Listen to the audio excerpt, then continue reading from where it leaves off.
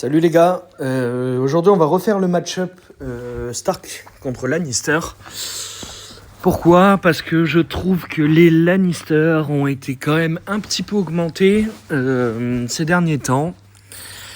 Il y a des choses qui ont bougé, je trouve que les Baratheons ne sont plus trop ce qu'ils étaient. Ça reste toujours fort, voilà, on va pas se le cacher, ça reste toujours fort en attaque. En défense, c'est de plus en plus nul, je trouve, à cause de Zynga, pas à cause des joueurs ou autres, mais parce qu'ils n'ont pas encore d'armes iconiques, et du coup c'est problématique. Et avant, les Baratheons, on pouvait les coupler aux Lannister, et je trouve que de plus en plus, avec les persos Lannister qui sont sortis, ils sont de plus en plus consommateurs de pièces, les Lannister, et du coup c'est plus en plus compliqué d'allier les Baratheons aux Lannister. Et du coup, les teams Lannister complètes, je trouve ça plus fort maintenant qu'avant. Et je trouve que les Baratheons sont maintenant plus forts couplés à des teams boucliers, par exemple, ou des teams Lannister, qu'en full Baratheon. C'est un avis, bien sûr, qui est personnel. Certains me diront, oui, mais moi, avec ma team Baratheon, je bats des teams à 1 million, et moi, je suis à 800K. Oui, c'est vrai, quand tu as de la chance avec ton board. Maintenant, il y a un côté RNG qui pose problème avec les Baratheons et qui fait que si t'as pas de gros Baratheons, déjà tu résistes pas parce que c'est des persos qui sont très faibles. Et tu vas attaquer forcément des teams lentes avec les Baratheons, comme des Lannister, comme des Targaryens, ou même, pourquoi pas, des Stark, même si je trouve que les Stark sont plus forts que les Baratheons maintenant, overall, c'est-à-dire en attaque et défense comprises.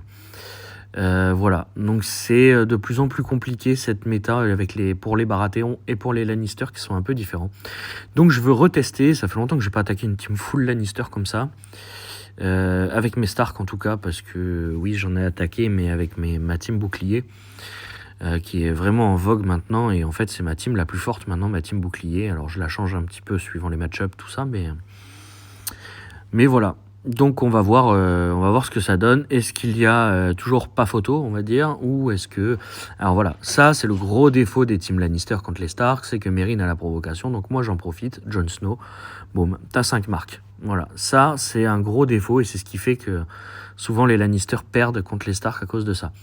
Alors vous avez vu, j'ai pas attaqué avec Robb encore. Pourquoi ? Là je vais attaquer avec Robb pour attendre que Meryn n'ait plus sa protection. Et là vous voyez, les dégâts sont beaucoup plus considérables.